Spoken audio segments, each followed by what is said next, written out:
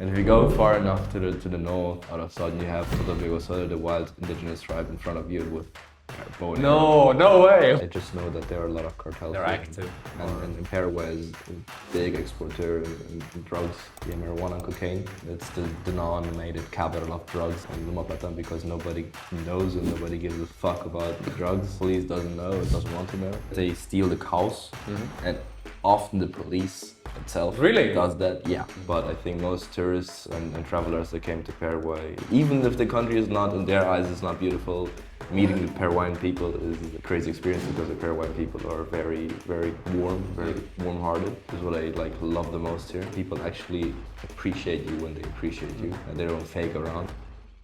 Mirko, welcome to the studio. Thank you very much. Thank you very much. Thank you so much for coming here. I mean, we had a really good conversation the other day, and I thought you might be the guy when it comes to getting some information about the Chaco and Paraguay. Yeah, dog is trying to get in, but don't mind don't mind him.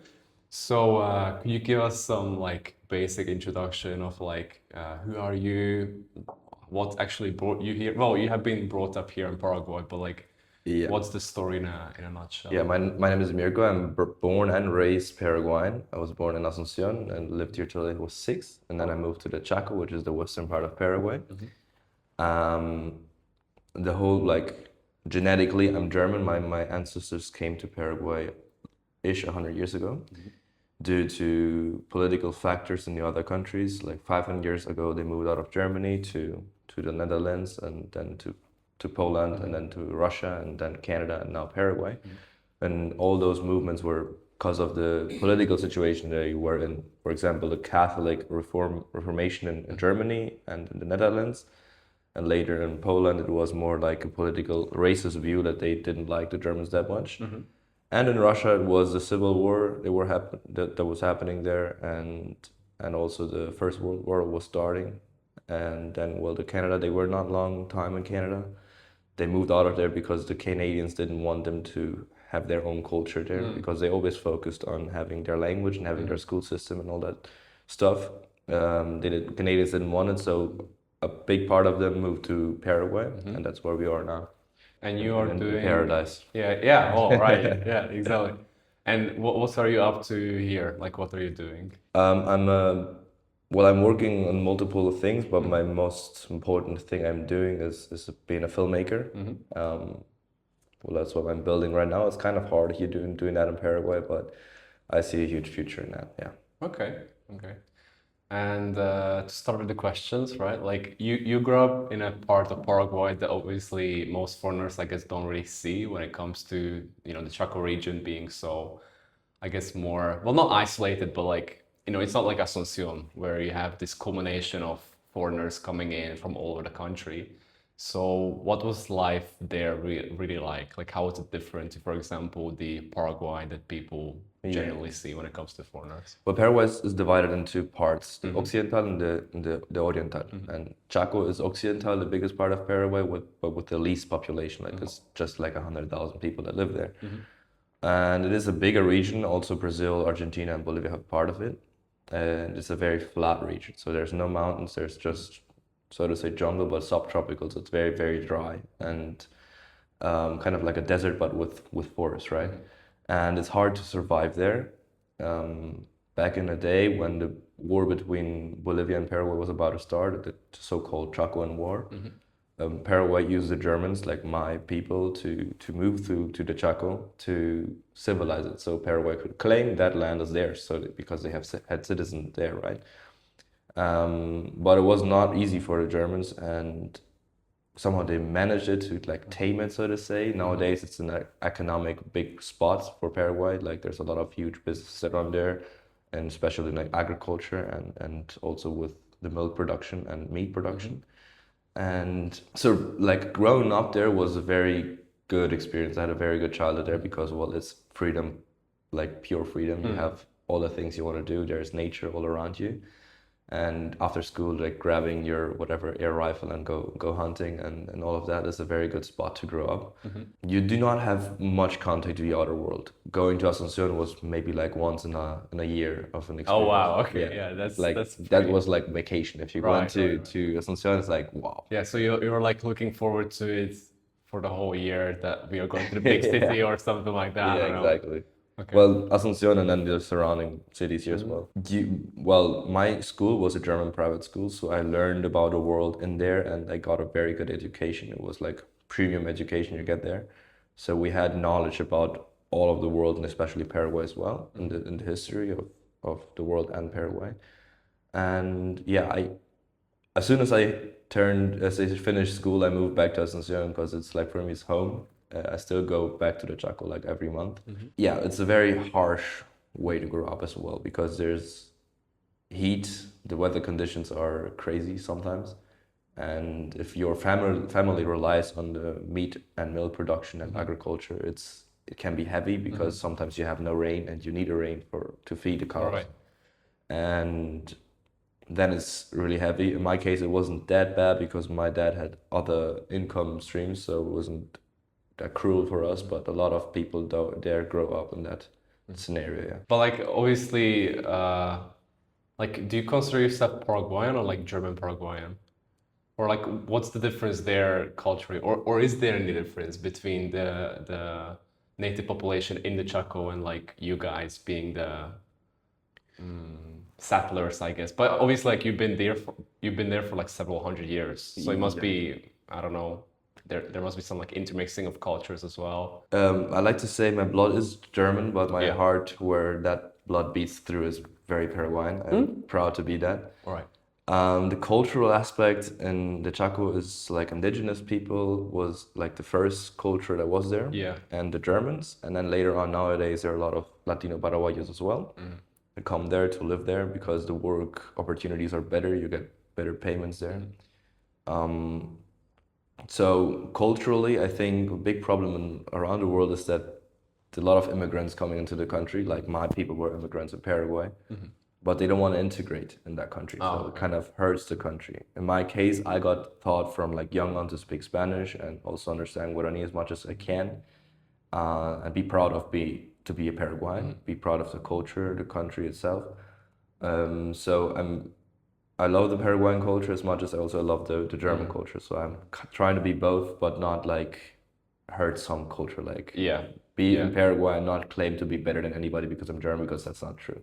Of course. So that's a very important aspect that little like children have to learn if they come into the country. That's not their country that they try to integrate.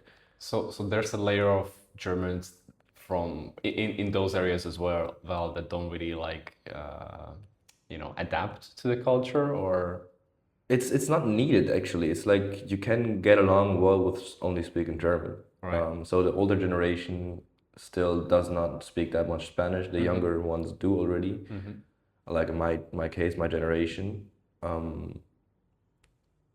But like I said, it's not needed necessarily that you have to speak, because you don't have a lot of contact to the Paraguayan culture. They're more like to the indigenous cultures and the German cultures, yeah.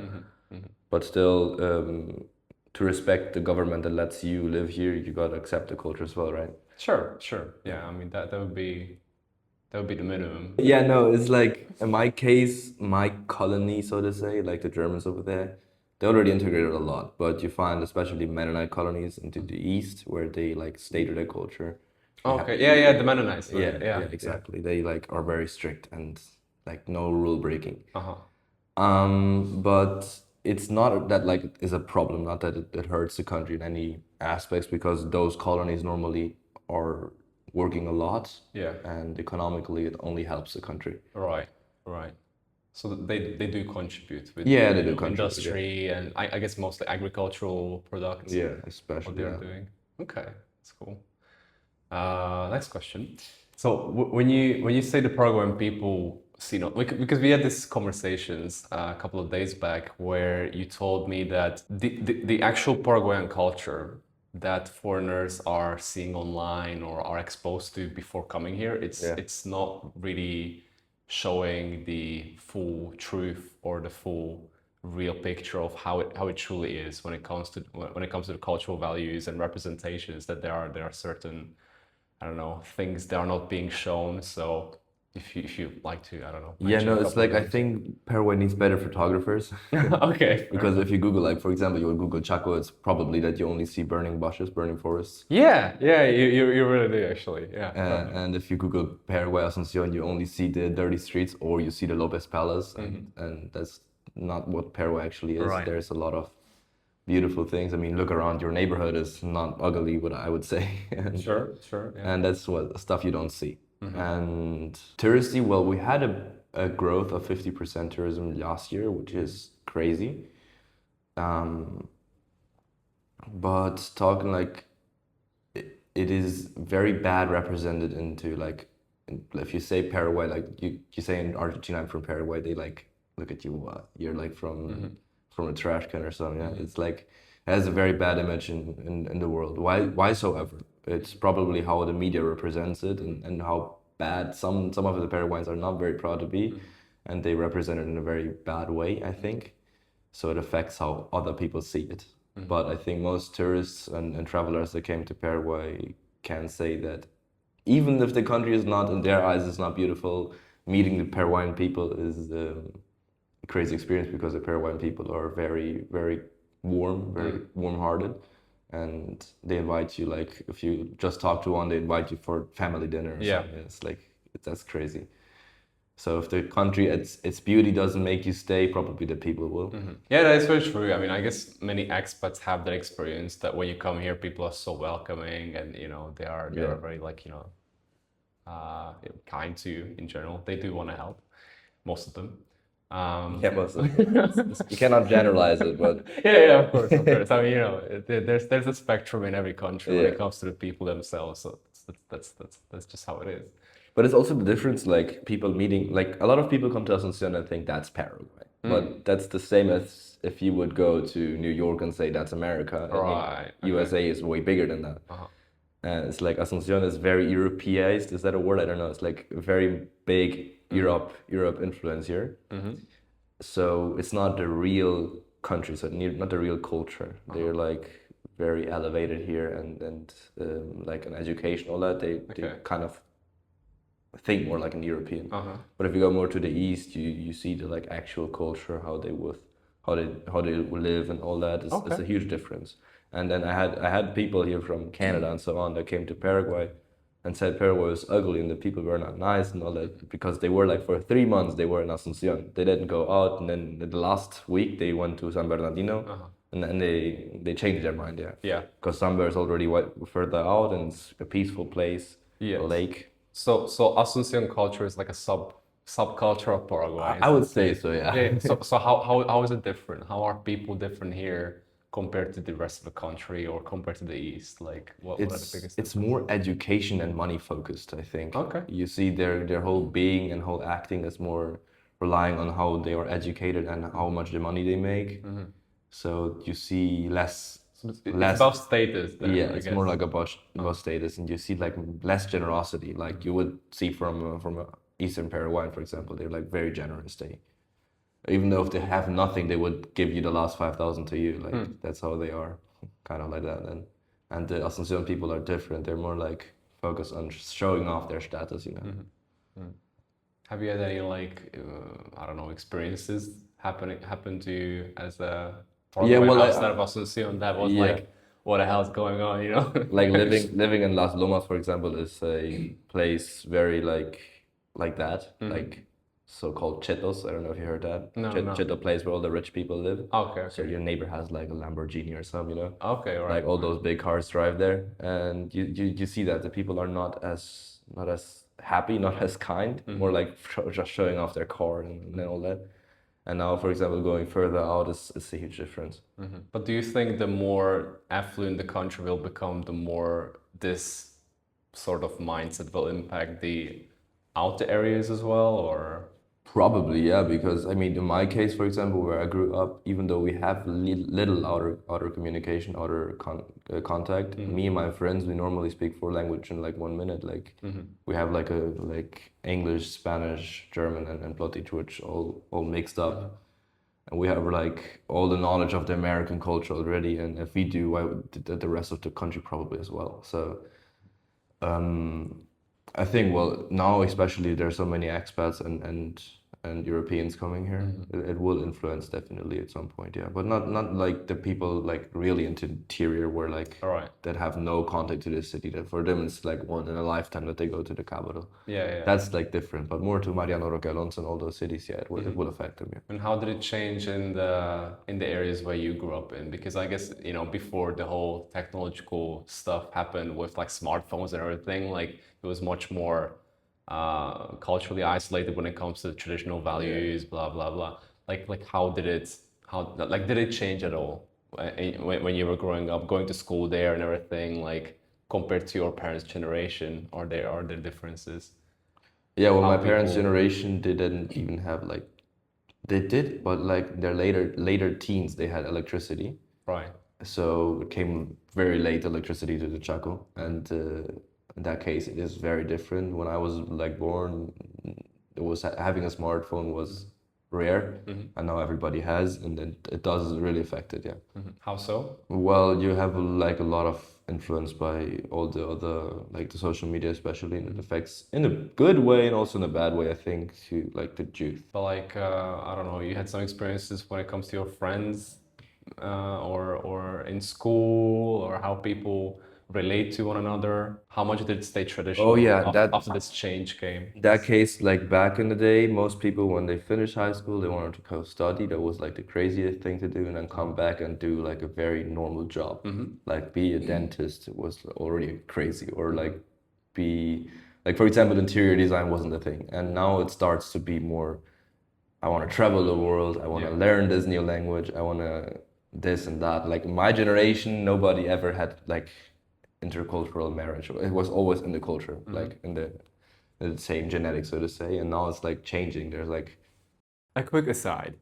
Most people who move abroad assume that their home country health insurance will cover them wherever they go, or that they'll eventually figure it out once they, worst case scenario, right, break their legs on a skiing trip or get stung by an nasty sea creature on their holiday. Which is why for the past few years, every time I cross the border, I make sure that my safety wing is active before I land. Safety wing is a global medical and travel coverage built specifically for nomads and remote workers. It covers you in over 180 countries for as little as $63 a month. It works like a subscription, so you can cancel anytime you want to, and there's no paperwork nightmare, and you can buy it even if you're already abroad. It covers emergency medical treatment, hospital stays, evacuation, travel delays, and lost luggage as well. They also have a complete plan which adds zero deductible, dental, mental health, and preventive care too. Right now you can get started straight away by going to the link in the description below. Check it out.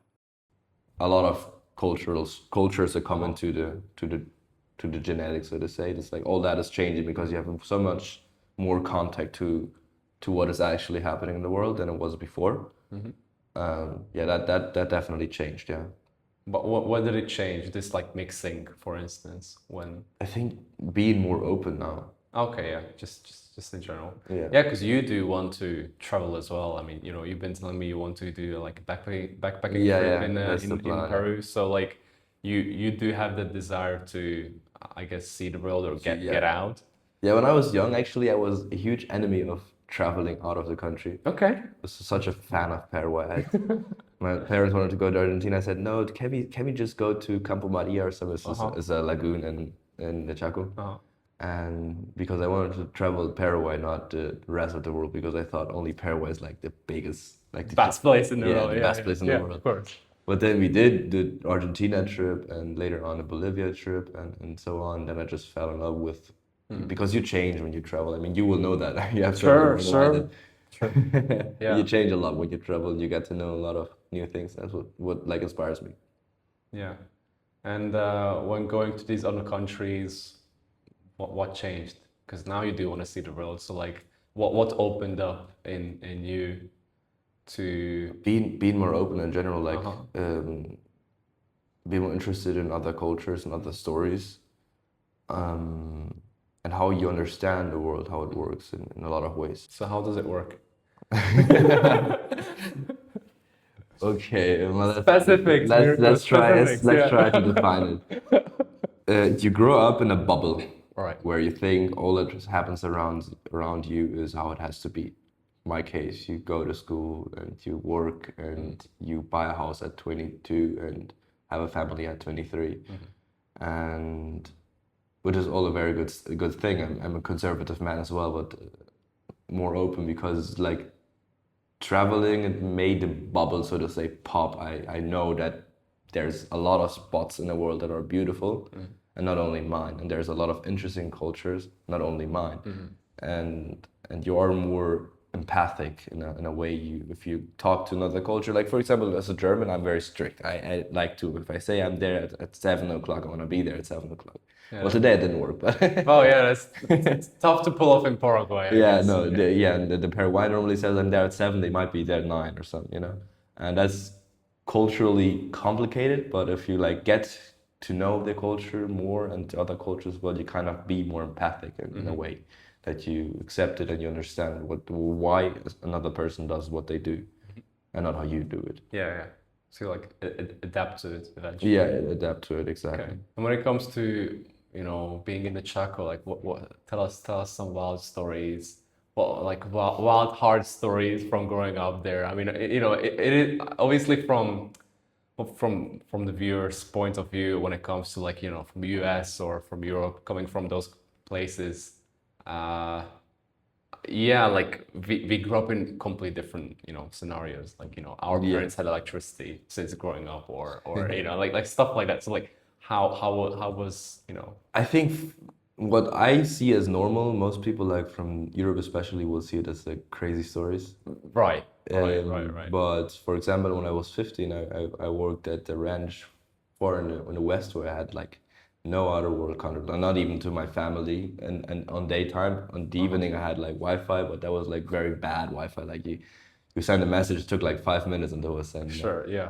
And that was 8 hours a day on a horse, sometimes like close to 12 hours a day, and on a horse, and doing like the real Western shit, like going working with the cows and doing all like they do in Texas, for example, back in the day, and then go hunting at nighttime, hunting like big guns, and that was crazy as well. When I was 17, I started doing bull riding. Which is also crazy experience. It is really fun. It gives you a lot of adrenaline, to be honest. But in the Chaco nowadays, you can choose if you want to have a wildlife or not, because there's a lot of luxurious places. Most of them have very good, beautiful houses and pools. They don't even need to get out. If they want to be comfortable, they just stay, and that's all they do. Yeah. So if you search for it, you don't get it. You just but. When I was younger, I went hunting with my dad into Chaco, which is further in the north. And if it rains, it is very like wet in the streets. If you drive there, it goes like from one side to the other all the time. You can't drive. Yeah, I mean, you do get stuck here. And Yeah, there, exactly. Yeah. And there's like 30, 50 kilometers, no tractor that could help you, or something that could pull you out there. Is like You're on your own. Yeah, you're on your own, and that's also was wild. Yeah. Now, like in high school time, I didn't do that much because I had to go to school, sadly. But but yeah, there's a lot of crazy stories to tell. Right. And when it comes to this ranching epoch, right? This period that you were like working there. How was the ranching life? Like, have you been like sleeping in tents and going with the cattle, or was it like more stationary, or how did it work? It works like you have your own land. Well, not me, but my boss has his own land. In my case, it was a guy that had 4,000 hectares. It is actually not that big. The neighbor had 33,000, so it's pretty small in comparison. But it's like all with fences. Right. So if you go like there, we have one group of cattle here. We go with the horses and bring them to another fence, so to say, where's more grass, and that's all. Like we have the cattle in control. Okay, so you're like rotating them between paddocks. That's what it was. It's called rodeo. I said rodeo, like doing like all the rotating, and then if there's like a calf that is sick, then we help it, or a cow that is giving birth, then we help her, or so on. And then sometimes we just grab like a halfling and then hop on and like try to ride it and all that. So it is very very chill, so to say. it sounds chill at least. It is hard because the weather conditions are hard, and then you get a horse that is not willing to ride today, and then it just jumps around, and you're on there, and you don't know what to do, and so on. It's very traditional the way they do it. They have like people there, their employees. They have their own houses. They stand up at 6 o'clock, 5 o'clock in the morning, and then 6 o'clock they're on their horse already, and they come back, and all the like very very normal traditional ranching life. But they have their like families there, or is it Yeah, like most of them have their families there. okay. Some of them actually come like from Misiones, which is like a departamento to the south in Paraguay, very far away, and they come by bus. They come to that ranch. They work there for 6 months, or sometimes even up to 12 months, and then they come back with that money, come back to their family. Oh, okay. So they actually have a very harsh lifestyle, and do it all for like their family, and then they're like in the Chaco, they're alone there. They work and make money, and then come back to their family, and so on. I imagine it must be very complicated. So how is it working with them? Oh, it's cool. They're so joking all the time and having fun. And then, well, me as German, I don't speak that much Guarani, so they make fun of me in Guarani, and I try to understand. Oh, okay, right. And all the time fighting, like the fun fighting, like it's very very good work. Yeah, good work environment. Yeah, environment. Yeah, that's good. That's good. Yeah. Nice. Yeah. And you said you were hunting as well. Oh yeah, there's something. It was an animal actually. It was like a plague. Sorry. And the boss paid us 5,000 per animal if he killed it. So we went hunting, killed him, and then brought it to the boss, and we got paid for it. Because they were like eating all the grass up and destroying the place where the cows were. So they were not welcome there because it's an animal that comes from the Andes. And somehow they managed it to come to the border between Bolivia and Paraguay. Okay. They grow there, they live there, and because they have no natural enemies there, they over reproduce. So to say. Yeah, overpopulate. Exactly. Overpopulated. They were like Vizcachas. Vizcacha, exactly. Yeah. There were like 400 at some places, like 2 hectares. Like you could walk around 2 hectares. It was just like all those holes where they lived in. Yeah. And then like 400 up to 1,000 animals there, and Damn. that was crazy. And when it comes to predation, like, are there any like problems with like cougars or jaguars taking cattle or something like that? Not that Or you don't really need to defend it, or you defend it more from people. And like I don't know. Yeah, that's actually the thing. I did hear like people stealing. There's actually a thing that they steal the cows, and often the police itself Really does that. Yeah, there's a lot damn, of okay. police Interesting. there, and that's like a huge problem. For my father, for example, our cows they are not allowed to go into the last fence because that's close to the street, and that would be a danger for them because the police, like the ones that want to steal anyways, like not only police but also police. Jaguars itself, and pumas, mountain lions, they don't do it in general except you kill their food. So if you would kill a deer or something, kill all the deers and kill all the peccaries, which is a type of wild boar. If you kill them, then he has no food, and then he will obviously go get some cattle. But he doesn't like cattle as much as deer, so just a way of surviving for him. So as long as the wild population is like healthy when it comes to the species, like they don't. So if you go hunting, you always gotta have in mind that if you overdo it, you are destroying the nature, so to say, and it will. And then you get more problems. Get more problems. Yeah, exactly. Jaguars in general, I would never kill them. I know some people that want to kill them, and they're like obsessed with that idea. But you don't find them that much because they were very shy. So they stay in their forests and only come out to hunt. Same thing with mountain lions. I don't think like there are more mountain lions than jaguars, but still, because they go in like 2 sometimes. Jaguars always go alone. And seeing like a jaguar running beside you, like that's crazy experience. You like see the king of the forest there. You did see one. Yeah, I did multiple times. Yeah. How does it feel? Like, do you feel like humbled by the experience? Dude, it's just so freaking beautiful.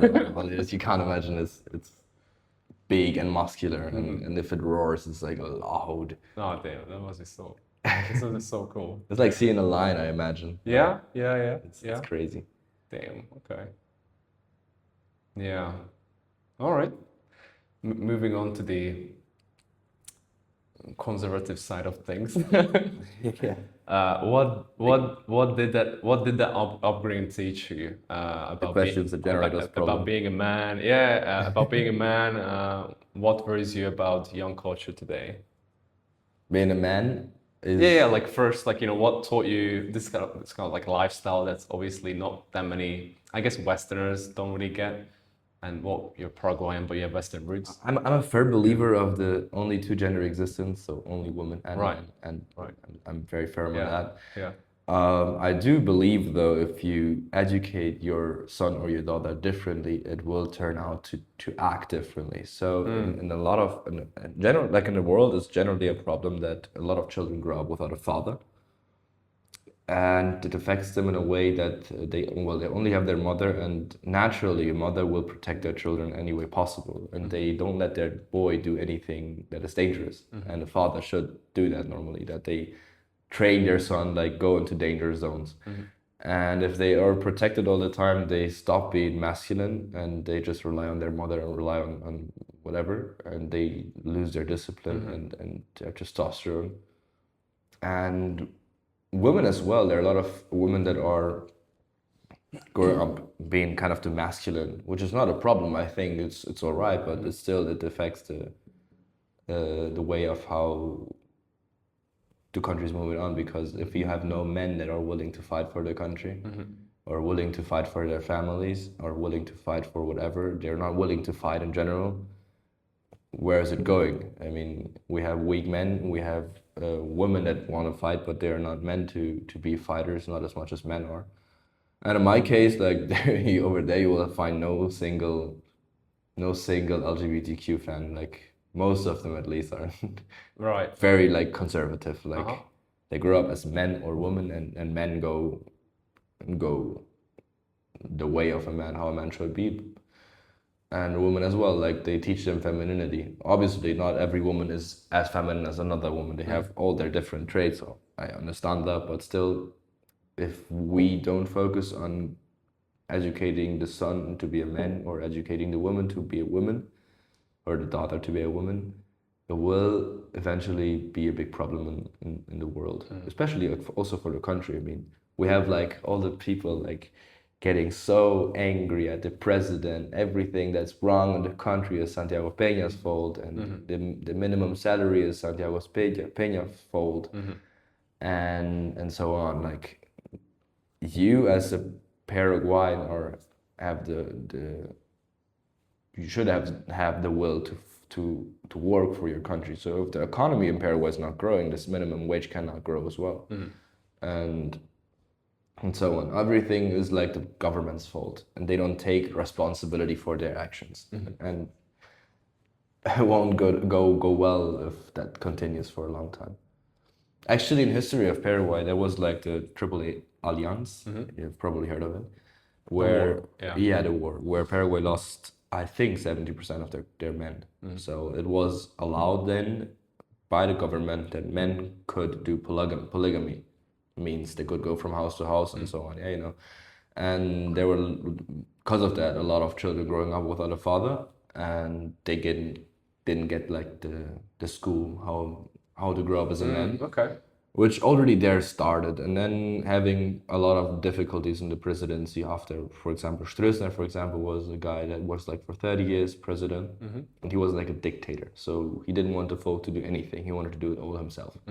In other news, Global Citizen Solutions has helped hundreds of families across more than 50 countries to secure second residency and citizenship by investment. When it comes to navigating golden visa programs correctly, they are the best in class, which is why I have partnered with them. They work across 26 plus programs such as Portugal or Greece, Italy, Malta, the UAE, or the Caribbean, for instance, with investment thresholds starting from 200,000 euros, depending on the route. And unlike most firms in this space, they give you one dedicated point of contact, transparent fees with no hidden costs, and they handle everything from eligibility to biometrics all the way to permit collection as well. They've been doing this since 2017. They are an authorized representative of multiple government citizenship units, and their track record speaks for itself. So get the expert guidance you need with Global Citizen Solutions right now. You can book a free consultation by going to the link in the description below. Check it out. And be the leader. So that's where the population learned to do nothing, and it still heavily affects how people are, how the population is nowadays. How Not disciplined in a lot of ways. I don't want to generalize it. I mean, yeah, of course. But when it comes to like the certain mentalities that have been created because of these historical, yeah, there's like the coming too late is denominated hora Paraguaya. So it is due to that as well that Strösa, for example, said, I will be there. The event will be at 7. He showed up at 9 or something. Okay. So that's how they learn. Way to show example to the people, I guess. Yeah, and that's how they kind of learn to not be on time, I think. Be just not disciplined in a lot of ways. I mean, go with their willpower, whatever they want to do, they do, not what they have to do. Does it show in their way of working as well? Like when you have like employees, do they? It does definitely, yeah. Oh. It does show, yeah. They're like very lazy. Obviously, they're very good workers as well, but in general, it happens that there's laziness, a lot of laziness, and I'm not talking about the Latinos only. It's like in general, all the Paraguayans. I see that, yeah. Calm mentality. Yeah. And also, like when it comes to because the war, I feel like is very, very interesting because, well, again, polygamy was introduced, stuff like that. Do you see any like generational promiscuity that was passed on to the later generations that you see today? I can explain why my question is this way. The reason is because at least in Asunción, that's what I've experienced. That when I came here, for instance, you have this image of this most conservative country in the continent. Yeah. And then you come here, and at least the younger generation, I don't know how the older generation is, but at least the younger generation in their 20s, early 30s, they seem to be very, very non-monogamous. Like they do have a partner, but they do get around. Like it's very rare, at least so far what I've seen, it's very rare for a guy and a girl marrying, staying together, and raising children in like a traditional household. Like I haven't really seen it, at least in Asunción. So like what? No, it's in the capital especially. Polygamy is a very normal. Yeah. I see that. Well, most men, like if I have like not necessarily friends, but people I hang out with, if we go and they're married or have a girlfriend or whatever, and they see a beautiful woman and they like catcall her or something. Even though they have a wife or something, they just catcall random other women that they see, which is a huge disrespect against their wife. But I don't know why they do it, but it's like how they want to do it. And polygamy is definitely a thing, yeah. It's like they do cheat. Like, a lot, yeah. Right. I don't know how it is not a culture, so I think it's this normal Latin American culture problem, so to say that. Yeah. In Colombia, I think it was when I was there. It seems to be the same. Like pretty much. It seems to be a Latin American thing because you do see it in Brazil as well or Argentina. I don't know, but yeah, interesting. No, it's just like Paraguay being shown as a more conservative alternative to those countries. That's why I guess certain expats come here with expectations. Most expats come here when they come because of the conservative. They come because of the women. That's more sad. That's that's it. That's what I've seen till now. That's a good point. Yeah. Because going out of the cold snow bunnies from the cold snow bunnies to the Latinas here is different. That's their like crazy experience. Yeah, and when it comes to our generations up there in the Chaco or like in the outer areas outside of Asunción, like is it similar with this whole mindset thing or? No, it's completely different. It is different. It's very strong Christian-based mindset. So one woman, one man is enough. Yeah. There's normally not happening any polygamy. So it's like the city. It's more like I think it's more the city. Well, all the big cities have that problem. Yeah. More into the interior, it's not that bad. Okay, fair enough. Since having the European roots, but growing up here in Paraguay, how has it shaped your view of Paraguayan culture? Like, what do you appreciate about it the most? What are you proud of when it comes to Paraguayan culture? I think it's the warmth Yeah, of like the like people. what makes it special? Yeah, How they love, like, and the German culture is very cold. okay. So you don't say easily "I love you" or somebody. Don't hug or anything like that. It's very like give a handshake. It's enough. And then when I moved back to Asunción, so my friends here, they like go and hug each other all the time, and they haven't seen you for a week, and then they I miss you and all that's like not normal in my culture. So the warmth in general is what I like love the most here. Like people actually appreciate you when they appreciate you, and they don't fake around. And I integrated a lot already. I kind of think in a way like that, like they do. So my point of view as German grown up, like educated Germanly, it's like more their drama that bothers me. So my school, for example, the teacher said, this will be easy and then it's probably hard. And so I didn't stress. And then I came to university here, and the teacher said, oh, it's so difficult. If you don't work on it, you will not pass. And I got stressed, like really stressed. And then I saw the exam and it was easy shit, you know? And it's so dramatic. Then my classmates also was like, this is so difficult. And this. You mean the Paraguayan? Yeah, Okay. my Paraguayan classmates. That's crazy how dramatic they are. Like, they just let themselves go. If anything bad is happening, then they like go drama, pure, you know? Okay. Which that's kind of, I think I don't like that much. The drama they like to act. But like, you mean like they overreact things? Yeah, they definitely overreact in a lot of ways. If you honk at a guy in the car on the street, they just hop out and almost like go with a gun against you if they would be able Really? to. Now, if they would be able, it's not allowed. Though. Oh, yeah, it's not. But they like they get so angry. Like they want, like a few days ago, one tried to break my mirror. What? I just honked at him and then. No way, really? That's how dramatic they are. That's really interesting. That's really interesting. No, because actually, from what I've seen, at least, like at least compared to Europe, like European culture, they seem to be much more like conflict avoidant. Like, you know, if you give them like criticism, they don't really like engage to talk it out. They kind of ignore it, but are hurt by your words, and then they kind of like, I don't know, like I at least haven't seen like a open that term conflict that or term something of being. like that. I think they do notice it and they take it with them home and they just start to hate you. They don't tell you, just start to hate you. Yeah, right. Like they don't say it to your face. No, like, no, never. Oh, you know, like you. But like, yeah, they kind of like keep it in and then just change their way of handling you, I guess, you know, when it comes to that's the certain thing, things. yeah. Okay, but then you have this side where they try to like damage your car and stuff like that. Yeah, happens as well. Yeah, they just. Okay. You get a long way if you learn.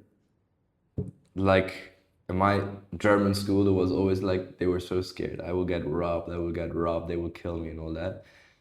And I think a lot of them had that experience that they got robbed, because they think looking like angry and looking serious, they will not get attacked. But I think you get a very, very long way if you learn how to be like normally they just give back what you give them. So if you give them love and you give them appreciation, they will give it back to you. If you do bad to them, if you honk at them, they get angry, you know. Right. And you get a long way if you learn how to treat them so that they treat you back as well the same. So even if you are frustrated for whatever reason, you should try to like, I don't know, be nice to them, because you're gonna get it back eventually. Like yeah, you will get it back eventually. Yeah, right, exactly. Right. Okay. And when it comes to crime, like, haven't you been robbed? I don't know. No. Well, my family has when I was young, but they just came into and robbed the battery of a car, but they didn't destroy anything. Okay. So it is not bad. Not that they always say Paraguay's criminality rate is very high. It's not. Especially in Asunción, it's very safe. I have like wherever I have lived, I go around with my phone and nothing happens. Okay. Well, obviously, if you go into Chacarita, the favela here, that will happen. Probably will happen something if you don't have anybody that guides you around. But still in general it's a very, very safe country. Because one layer of Paraguayan, again, I'm only speaking from foreigners' view, Yeah. but like one layer of Paraguayans, it obviously says that don't take out your phone because it's gonna get stolen from your car and stuff, or that, you know, don't walk around at night after 8, 9 p.m. alone because you're gonna get into trouble. And I do, you know, at least from the Paraguayans, so not from the foreigners, I haven't really heard anybody getting targeted in robberies that much. But when it comes to Paraguayans, at least in Asunción, they had like, you know, knife to the neck and like, you know, being robbed and stuff like that, or stopped at gunpoint, stolen the bike. So like, yeah, but then obviously you growing up here had a completely different experience. So yeah, I just don't know. Maybe it's the like Chaco Asunción difference, that maybe the city is different growing up here full time, or maybe just, you know, better to handle yourself, or like I don't know. Me personally, as long as I was on Earth, I have never been Right. robbed. I know when my mother was pregnant with me, and then she got they hold a knife against her belly, and they won all the rings she had. That's the only story I have to tell about it. It obviously happens, but as much as it happens in New York or Paris, it's not worse than that. Yeah, I mean, I'm sure, you know, compared to like Colombia or something like that, No, Colombia it's is very, worse, yeah. very negative. I was there for a week and I got 3 death threats in Colombia, and I have never gotten that here. So Okay, well, how long have you been there, or? last year in October, I was there Okay. for 10 days. Okay, so it is very different, like Yeah, it is. culturally to Paraguay. There's like South America is divided in Cono Sur, which is Argentina, Chile, and Uruguay, and also Paraguay. The Argentinians don't want Paraguay into the Cono Sur, but it is how But it it's is. there. Yeah. Yeah. So, and the rest of the Latin America country are considered Latin America for them. That's how they divide it. Because if you go to Argentina, you will see like more white people, more European-based people, and Paraguay in general kind of tends to be more European as well. And if you go further into the north, it's different. Like they're even more emotionally working than like if you go to the north, you can easily like if you would talk with an Argentinian, you would like feel more like speaking with an European. You know? That's how the difference is there. So the further you go up north until Mexico, the more emotional they seem to be, the people there. Right. So the further you go up north, the more drama you Seems to get, be, yeah, basically. well, at least in the danger Okay. thing, yeah. Yeah. What do you think that is? Is it like the European influence? No, I think it's more like the indigenous influence they have. Yeah. Because Argentina, when they came to, like the Spains came to Argentina, they killed most of the indigenous people, the indigenous tribes. So they're a little, I think nothing, and Uruguay the same, and Chile I think the same, and the rest, the ones that came to Paraguay, they mixed with the indigenous people, so created a new race, the mestizos, which is like in all the other countries happened the same. More into Colombia, it's more like with black people as well, because they had a lot of slavery there, where all the traffic was there, and Brazil has similar things as well. So yeah, it's all the cultural mixes there, because the indigenous seem to be more emotional and a lot of. I mean, emotional how you make your decision, like not as rational as a European would be, right? So, yeah, that's I think the difference. So I guess that's the reason why they are more prone, or they like more to live for today and I guess indulge in things, because out of an emotional standpoint, I mean, it makes sense, right? Yeah, like, you know, you want to have fun, you want to have a good life, blah blah blah. But like I guess long term wise, it is different when it comes to planning and things like that. I think Latinos in general are happier than the rest they of are. I mean, look, it works for them 100%. Like it works for them definitely. We have to learn certain things from. For me, it wouldn't work out, but I see that they do, and I think I would love to be like that as well, right? Yeah, dude. Life seems to be much more easier on that side of the fence, for sure. Yeah, definitely. When it comes to well-being, yeah.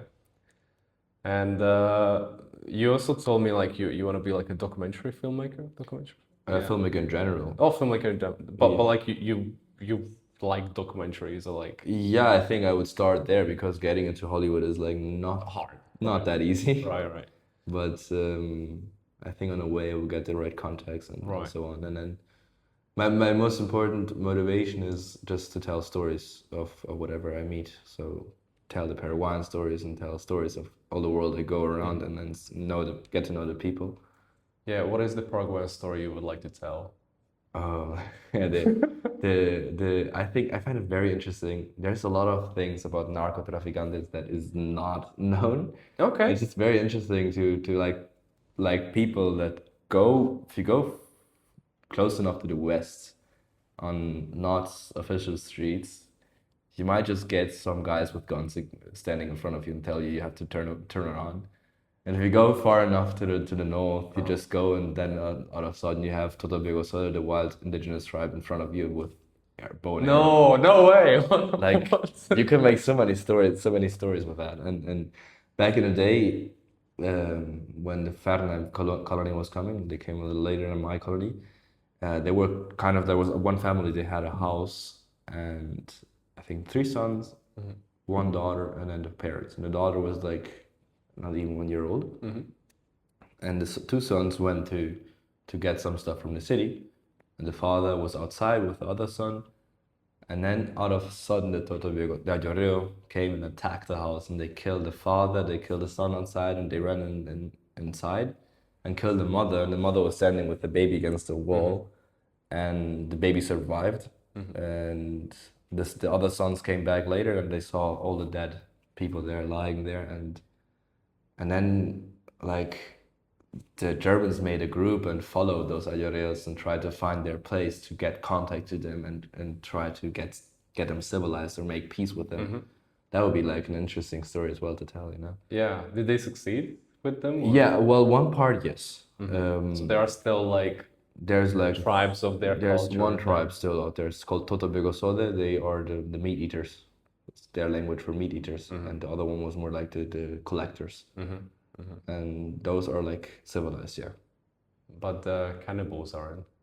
They're not no. Well, That's- they only say they Yeah, are. they say no, they're not. Could be that it has happened, but Yeah, officially they're not cannibals, no. yeah, like cut off a little finger here and there. Or Yeah. something. No, it's very interesting culture as well. My grandpa, when he was back, he was helping the other tribes there to feed them, so that he brought food for them. And one time he brought them food, and he wanted to go home, and then the Ayoreos attacked, and they ate all the food there they had that he brought them. They ate all the food, and he just drove away with his tractor, and they just followed him, like running for like 5 kilometers. And those guys were like 50 years old. Right. And he said they were muscular and good build. And normally in the Ayoreos, if they were walking on their hunting seasons, if there was someone sick, they just left them behind. So we're like very focused on being like the best of them all. It's a very interesting factor of their culture. So it's like survival for the fittest. Yeah, survival for the fittest Only. done, yeah. And that's how they were the strongest together with the Chamacoco, yeah. Those 2 tribes were the strongest. And What was their story? Like they came from somewhere, or did they always like inhabit the area, or nobody we don't knows. know. Chaco is a word that comes from the Inca language Quechua, which means a word. It's Chaco, which means hunting region. So It's like hunting lands for. yeah, for the Incas. The Incas are like the Incas are not a tribe. They have like the king of the Incas is of the indigenous people is called Inca. Like for example, like if you Machu Picchu is like the Inca center, so to say. And apparently they went down to the Chaco. Their tribes, I don't know what they're called, but the Quechua-speaking indigenous people, they came down and they did hunting in the Chaco. So that's why they called it Chaco, the hunting region. And well, over the time they had like, nobody actually knows where the indigenous people actually come from. Some say from Russia, some say from Australia, from and so on. If it is correct, then the indigenous people we have here are more like related to the islands that are close to Australia.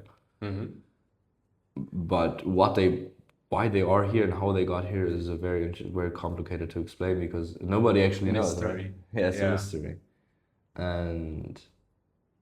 But there are many tribes in whole South America, a lot of them, and a lot of them not still unknown. Yeah.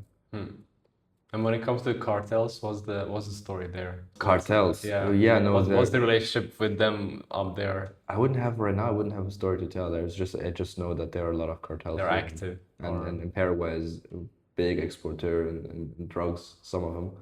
Okay. And yeah, marijuana and cocaine. And they are very good at hiding. For example, you could tell stories of the Rotella clan.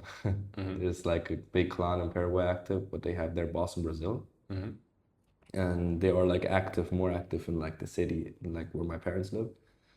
And it's the denominated capital of drugs in Loma Plata because nobody knows and nobody gives a fuck about drugs. So the police doesn't know, it doesn't want to know. Sure. Or the police does work with them in a lot of cases. Course, yeah, they get the bribes. And... Yeah, and it's crazy how they manage it. How strong the Rotella is that they can manage a whole fucking country. It's crazy. Yeah, well, I guess that's the good thing about Chaco being so like remote that like it's the ideal spot for hiding these things. Yeah, like, no. Who's gonna go and look there? Like infinite wilderness. Like yeah, it is crazy. There was like people recently finding Nazi houses in like close to the river. Yeah. Okay. And yeah, like not Nazi villages, Nazi settlements. Yeah.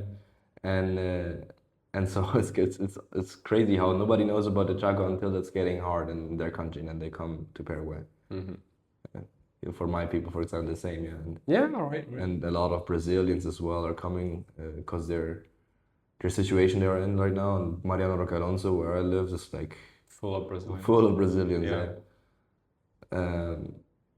Paraguay is always this go-to spot, I think, for a lot of Paraguay and Argentina. Yeah.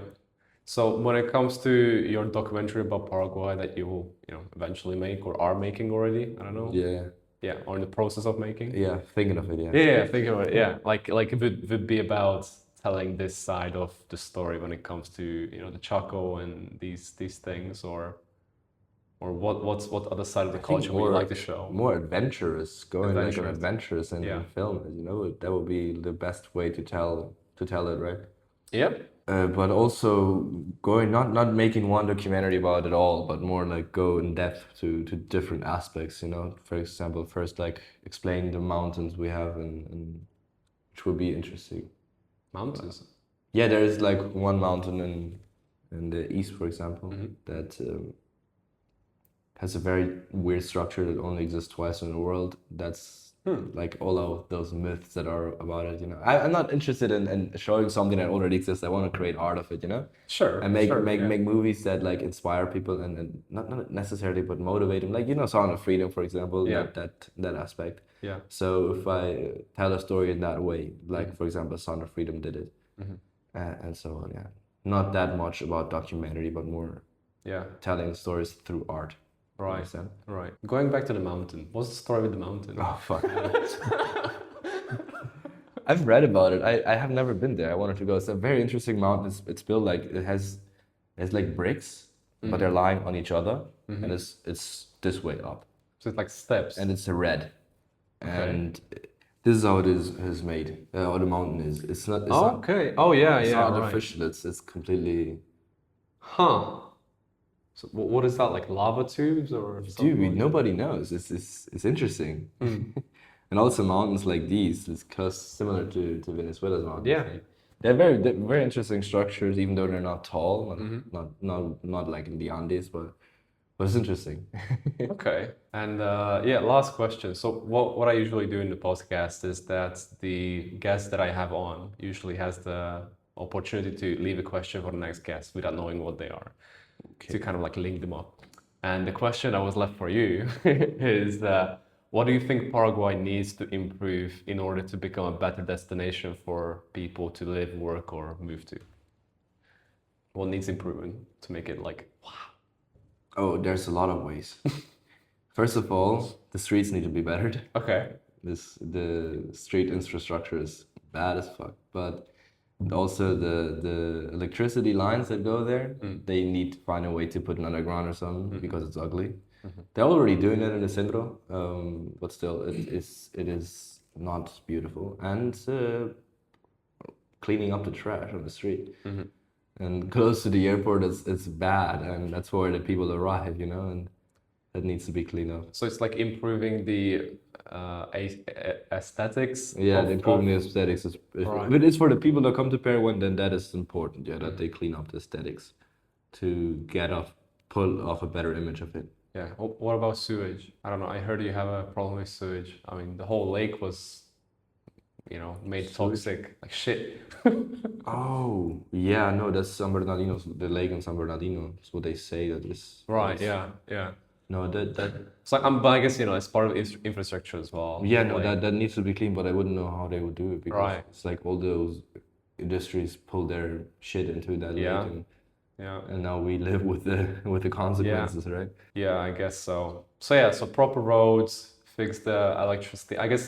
Well, I guess I don't know if they're doing it in the center, but like upgrading the buildings there, the historic buildings, because it must have been beautiful when it was like Definitely, yeah. built, but now it's just There's like these Yeah. AI generated images how Paraguay was, or videos of Paraguay Uh-huh. was in 1920s and so on, and then showing like the central. If it was really like AI does it, then it must have been very very different beautiful. world. Yeah, you had the railroad as Yeah, well, as well, yeah. still We functioning. lost all of that. Yeah. Paraguay was one of the a very powerful country once. Mm. They lost all their spark, all their fire, Was it because of the war or? and the presidents we had. Yeah, Yeah. just bad leadership. Yeah, bad leadership in a lot of ways. I think the two last leaderships we had, or three, were doing good too. Uh-huh. For Marito, for example, did a lot of things for the highway infrastructure and making better highways and connecting all the world to the Chaco, because the Chaco is a part that connects to Brazil, Argentina, and Bolivia. So trying to make those streets better. That's what Marito did a lot in, and well, the dollar dropped from 7,800 but down to 6,000.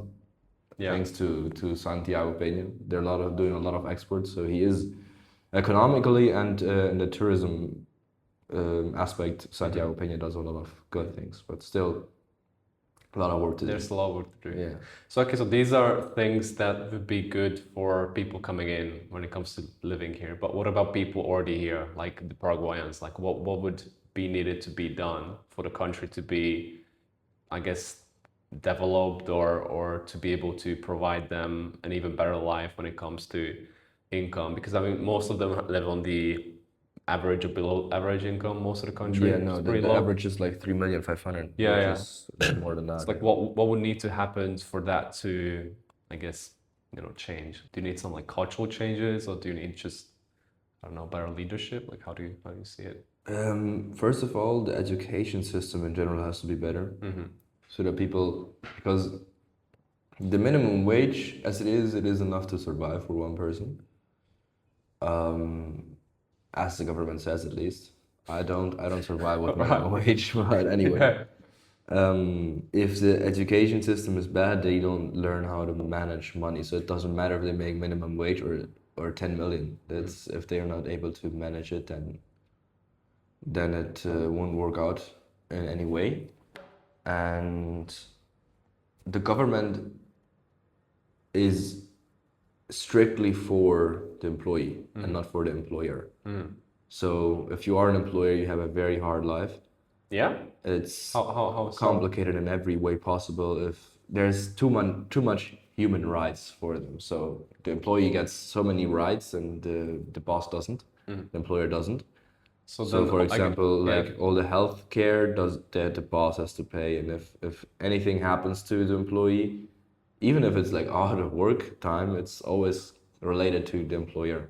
And I'm not an employer, I can't tell you all the stories, but my father is, and he's like overstressed sometimes because of it. Okay. It's complicated. In general, if the population works more, the economy will grow more, and the minimum wage will rise as well. So, and there's a lot of corruption in the employer zone. There's a lot of employers that don't pay their employees more than like 1,800,000, which is 1 million under the minimum wage.